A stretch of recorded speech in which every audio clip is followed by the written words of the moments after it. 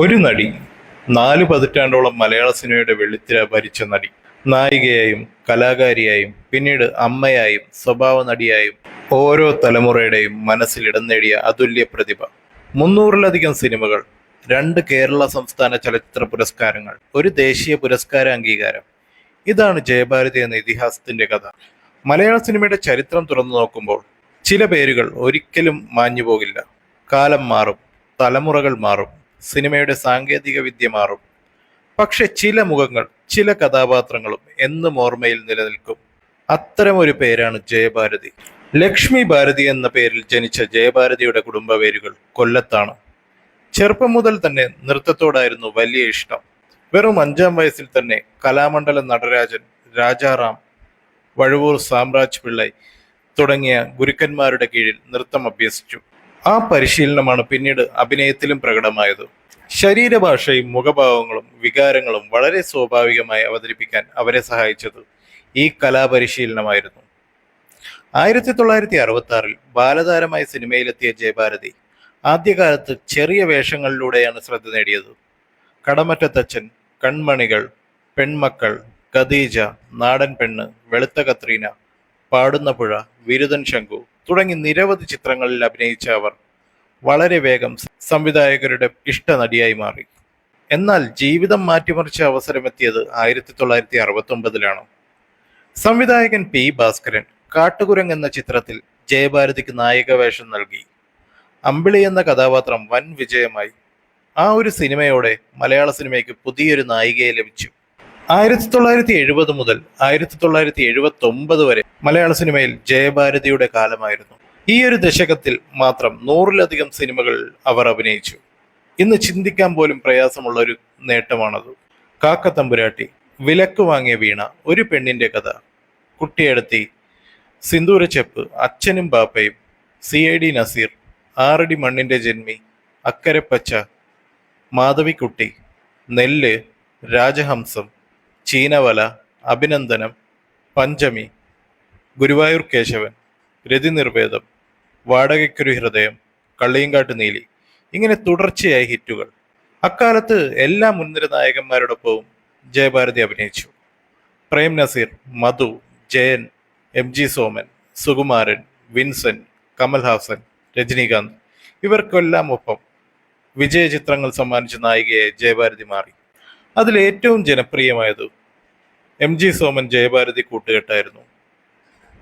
ഒരു കാലഘട്ടത്തിലെ ഇഷ്ട ജോഡി തന്നെയായിരുന്നു ഇവർ രണ്ടുപേരും. പിന്നീട് എടുത്തു പറയേണ്ട ഒരു കാര്യം പ്രേം നസീറുമായുള്ള ജയഭാരതി കോമ്പിനേഷനായിരുന്നു. പ്രേം നസീർ ജയഭാരതി ജോഡി അക്കാലത്ത് വളരെ വലിയ ജനപ്രീതി നേടിയ താരജോഡിയായിരുന്നു. ഒരുപക്ഷെ പ്രേം നസീറിന് ഏറ്റവും നന്നായി ചേരുന്ന 2 നായികമാർ വിജയശ്രീയും ജയഭാരതിയുമായിരുന്നു. ജനപ്രീതി മാത്രം നേടിയ നടിയല്ല ജയഭാരതി. 1972-ൽ വിവിധ ചിത്രങ്ങളിലെ മികച്ച പ്രകടനത്തിന് കേരള സംസ്ഥാനം മികച്ച നടിക്കുള്ള പുരസ്കാരം നൽകി. തുടർന്ന് 1973-ൽ മാധവിക്കുട്ടി എന്ന ചിത്രത്തിലെ അഭിനയത്തിന് വീണ്ടും അതേ പുരസ്കാരം സ്വന്തമാക്കി. 2 വർഷത്തിനിടെ 2 സംസ്ഥാന പുരസ്കാരങ്ങൾ നേടുക എന്നത് അന്നത്തെ കാലഘട്ടത്തിൽ വലിയ നേട്ടമായിരുന്നു. വർഷം 1978. സംവിധായകൻ ഭരതനൊരുക്കിയ രതി നിർവേദം പുറത്തിറങ്ങി. ചിത്രത്തിലെ രതി എന്ന കഥാപാത്രം ജയഭാരതിയുടെ കാരിയറിനെ മറ്റൊരു തലത്തിലേക്ക് ഉയർത്തി.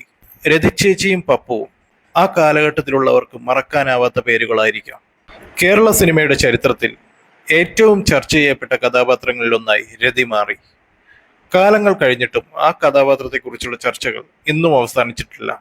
1980-കളിലും ജയഭാരതിയുടെ തിളക്കം കുറഞ്ഞില്ല. അമ്മയും മകളും, ആക്രമണം, നാഗമടത്ത് തമ്പുരാട്ടി, ഇടനാഴിയിലൊരു കാലച്ച, 3-ാം പക്കം, വിറ്റ്നസ്, ധ്വനി, ദശരഥം തുടങ്ങിയ ചിത്രങ്ങളിൽ അവർ പക്വതയാർന്ന കഥാപാത്രങ്ങളെ അവതരിപ്പിച്ചു. നായികയിൽ നിന്ന് സ്വഭാവ നടിയിലേക്കുള്ള മാറ്റം അതിസുന്ദരമായി അവർ സ്വീകരിച്ചു. 1990-കളിൽ സിനിമകളുടെ എണ്ണം കുറഞ്ഞെങ്കിലും കഥാപാത്രങ്ങളുടെ കരുത്ത് കുറഞ്ഞില്ല. Number 20 Madras mail, Vishnu, man of the match, Suryaputhran, Ezhupunnatharakan തുടങ്ങിയ ചിത്രങ്ങളിലൂടെ പുതിയ തലമുറകൾക്കിടയിലും ജയഭാരതി തന്റെ സാന്നിധ്യം അറിയിച്ചു.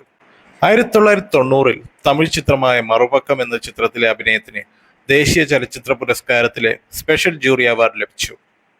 ഒരു ഭാഷയിൽ മാത്രം ഒതുങ്ങാതെ ഇന്ത്യൻ സിനിമയിലെ തന്റെ അഭിനയ മികവ് തെളിയിച്ച കലാകാരി എന്ന അംഗീകാരമായിരുന്നു അത്.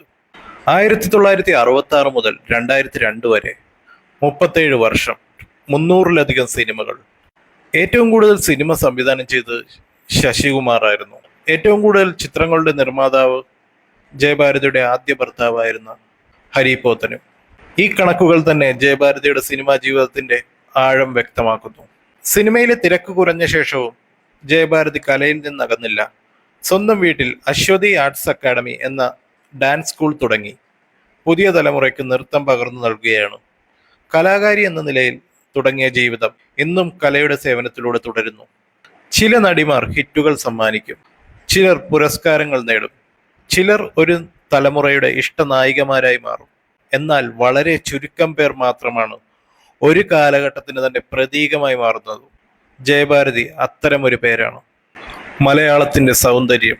മലയാള സിനിമയുടെ സുവർണകാലത്തെ ഓർമ്മിക്കുമ്പോൾ പ്രേക്ഷകരുടെ മനസ്സിൽ ജയഭാരതി എന്ന ആ സുന്ദരിയുടെ മുഖം തെളിഞ്ഞു വരും. ഈ 37 വർഷങ്ങൾ, അനശ്വര കഥാപാത്രങ്ങൾ, തലമുറകൾ കടന്നു പോകുമ്പോഴും മങ്ങാത്ത അഭിനയ പ്രതിഭ. ഇതൊരു നടിയുടെ ജീവിതകഥയല്ല, മലയാള സിനിമയുടെ സുവർണ ചരിത്രത്തിലെ ഒരിക്കലും മായാത്തൊരു അധ്യായമാണ്. ഒരു സുന്ദരിയുടെ കഥ.